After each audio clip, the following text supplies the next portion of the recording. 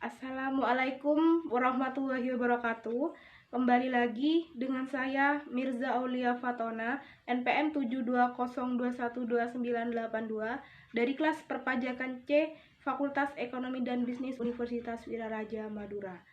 Di sini saya akan mengulas atau membahas kembali hasil resumen saya, yaitu tentang materi perpajakan PPh 21 untuk penerima pensiun. Pertama-tama yaitu saya akan membacakan definisi penerima pensiun. Pajak penghasilan pasal 21 dikenakan atas penghasilan yang diterima wajib pajak orang pribadi, seperti pegawai tetap, pegawai tidak tetap, bukan pegawai, dan juga penerima pensiun.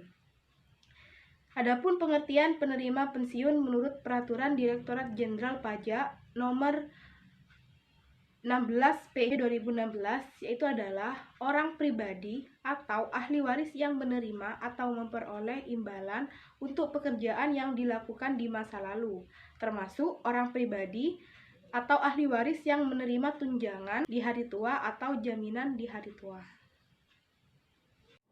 Pajak karyawan pensiun dikenakan pada dua jenis penghasilan, yang mana yaitu yang pertama, penghasilan yang diterima sekaligus, termasuk yang diberikan secara bertahap, paling lama dalam waktu 2 tahun sejak pegawai berhenti bekerja.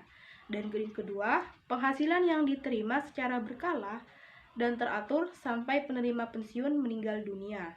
Sesuai ketentuan pasal 5 Peraturan Direktorat Jenderal Pajak, kedua jenis penghasilan tersebut termasuk penghasilan yang dipotong pajak PPh 21.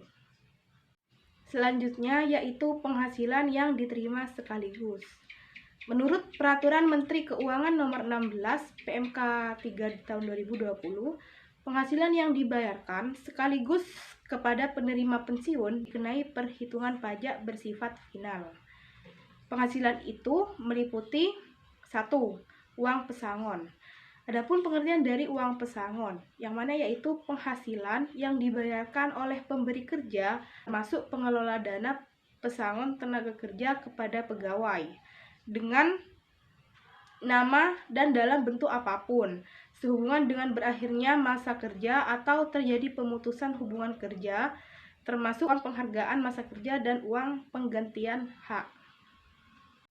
Selanjutnya yaitu uang manfaat pensiun, yang mana yaitu penghasilan dari manfaat pensiun yang dibayarkan kepada orang pribadi peserta dana pensiun secara sekaligus sesuai dengan ketentuan peraturan perundang-undangan di bidang dana pensiun oleh dana pensiun pemberi kerja atau dana pensiun lembaga keuangan yang mana pendiriannya telah disahkan langsung oleh Menteri Keuangan. Dan selanjutnya yaitu tunjangan dan yang terakhir yaitu jaminan hari tua, yang mana yaitu penghasilan yang dibayarkan sekaligus oleh Badan Penyelenggara Jaminan Sosial Tenaga Kerja kepada orang pribadi yang berhak dalam jangka waktu yang telah ditentukan atau keadaan lain yang ditentukan. Hal ini mengacu pada asuransi jaminan hari tua atau JHT BPJS Ketenagakerjaan. Selanjutnya yaitu penghasilan bersifat berkala dan teratur. Sedangkan penghasilan berkala dan teratur adalah uang pensiun yang diberikan setiap bulan kepada pensiunan karyawan, yang mana seperti jaminan pensiun atau JP, kemudian BPJS pensiun atau uang pensiun yang dikelola langsung oleh lembaga dana pensiun lainnya. Pajak atas penghasilan teratur tidak bersifat final, yang dikenakan atas penghasilan neto setahun. Penghasilan neto penerima pensiun yaitu adalah jumlah penghasilan bruto dikurangi dengan biaya pensiun sebesar 5% dari penghasilan bruto. Maksimal kurang lebih 200.000 sebulan atau bahkan 2.400.000 selama setahun. Dan yang selanjutnya lagi yaitu tarif pajak atas penghasilan sekaligus. Uang pesangon dikenai tarif PPh 21 progresif sebesar pertama, 0% atas penghasilan bruto sampai dengan 50 juta. 2. 5% atas penghasilan bruto di atas 50 juta sampai dengan 100 juta.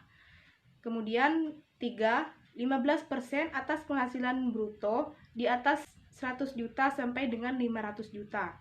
Dan yang terakhir 25% atas penghasilan bruto di atas 500 juta. Sedangkan tarif pajak penghasilan berupa uang manfaat pensiun, tunjangan hari tua, dan atau jaminan hari tua itu adalah yang pertama 0% atas penghasilan bruto sampai dengan 50 juta. Yang kedua 5% atas penghasilan bruto di atas 50 juta. Tarif PPh 21 atas penghasilan sekaligus di atas berlaku untuk jumlah kumulatif yang dibayarkan dalam jangka waktu paling lama 2 tahun kalender.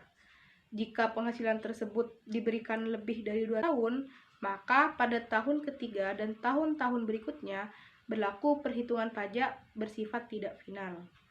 Memotong pajak wajib memberikan bukti pemotongan PPh 21, baik itu diminta ataupun tidak diminta, yang mana berupa formulir untuk pelaporan SPT tahunan. Dan yang terakhir yaitu tarif pajak penghasilan teratur.